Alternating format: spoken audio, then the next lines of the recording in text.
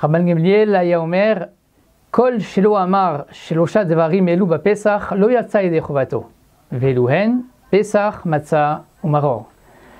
Rabban Gamliel avait l'habitude de dire que toute personne n'ayant pas mentionné, ou plutôt commenté, ces trois thèmes, concepts, le soir du Seder, n'est pas quitte de son devoir.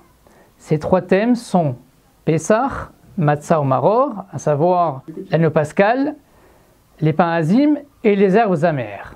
Si nous mentionnons tant de fois dans nos prières, dans le Birkat Hamazon ou dans le Kiddush, la phrase Zecher l'Yetziat Mitzrayim, en souvenir de la sortie d'Égypte, c'est que cette sortie d'Égypte est un élément fondateur dans la vie juive. Il n'est pas surprenant alors que les éléments de cette sortie d'Égypte, donc dans la Haggadah, soient des repères qui nous permettent de savoir ce qu'Hachem attend de nous tout au long de l'année.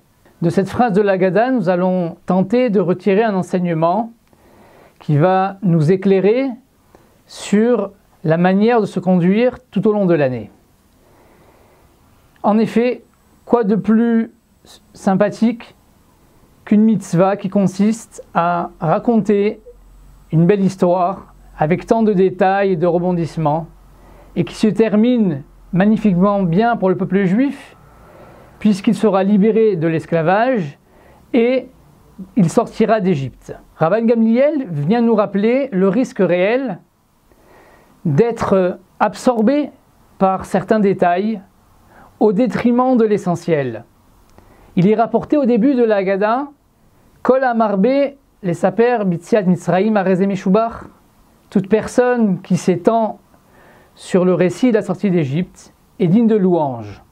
Pour autant, il ne faut pas perdre de vue l'aspect essentiel de ce récit qui est de se focaliser sur les trois points que nous avons cités tout à l'heure, à savoir Pessah, Matzah et Maror. Cet enseignement peut être étendu et généralisé dans notre quotidien.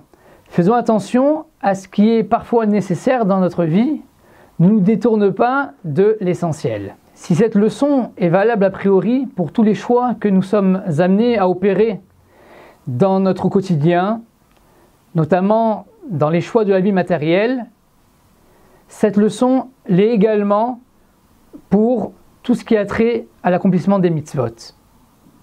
Le piège se trouve parfois dans l'accomplissement même de la mitzvah, qui de par ses aspects sympathiques peut nous distraire et nous amener à nous écarter de ce qui doit être l'essentiel.